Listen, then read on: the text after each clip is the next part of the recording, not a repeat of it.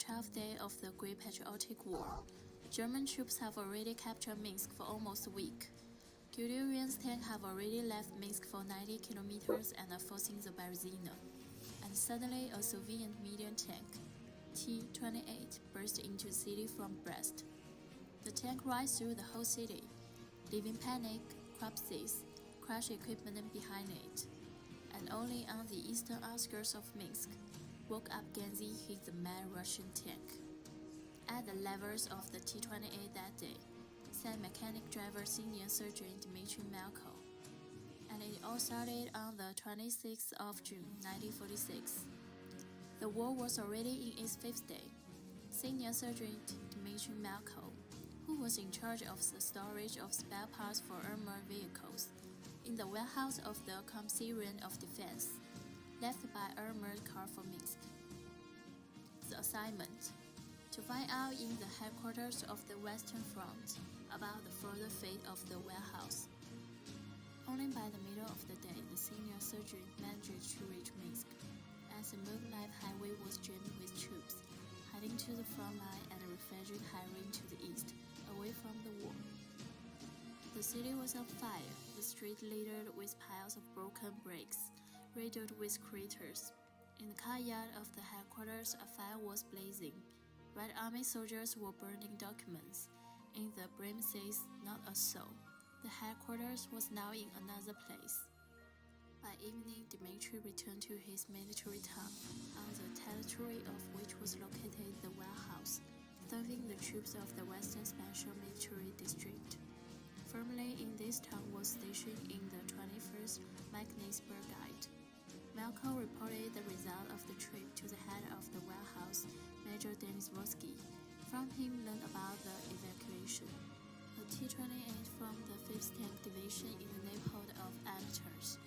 When it was decided to evacuate the storehouse, he himself led the T-28 tank that was there.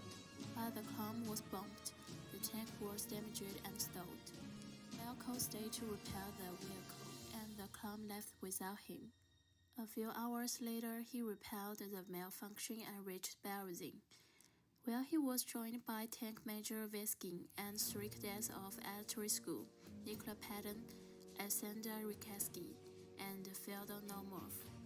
First on the way, we met a group of the enemy near the distillery. They were loading crates with alcohol and did not pay attention to the tank. They thought it was theirs. 2 dozen fascistas were mauled by machine gun. Nobody managed to escape. Then a cloud of German motorcyclists turned out to meet us. Part of the cloud was suppressed by trucks. The rest were taken out by machine guns. The next place of collision was at the river, where there was a lot of enemy equipment. German soldiers were resting, bathing in the river. The crew of the T-28 opened fire from all guns at once, from the cannon, on the equipment, from machine guns, on the manpower. There was hell and panic. In terror, the Kurds tried to hide from the Russian tank, and again, no one managed to get away. The tank rushed on, and again on the way. Some tanks units of fighting techniques of the enemy, tanks, self-propelled vehicles, and guns.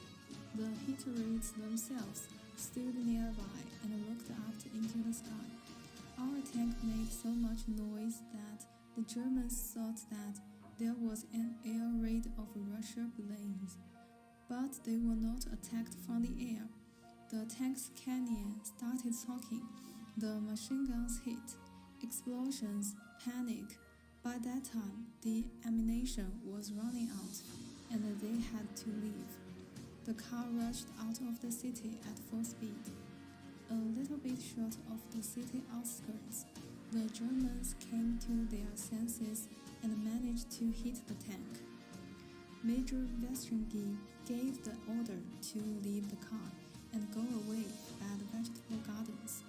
One of the cadets, Alexander Vestringy, was killed on the spot. Another, Nikolai Pedin, managed to run to the fence and hide in the yard.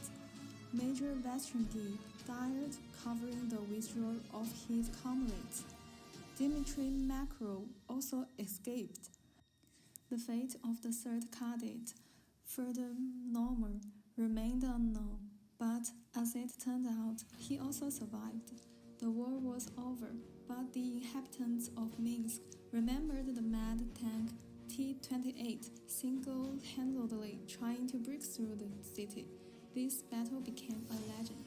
Participation in that battle, mechanic driver T-28 was noted only 25 years later.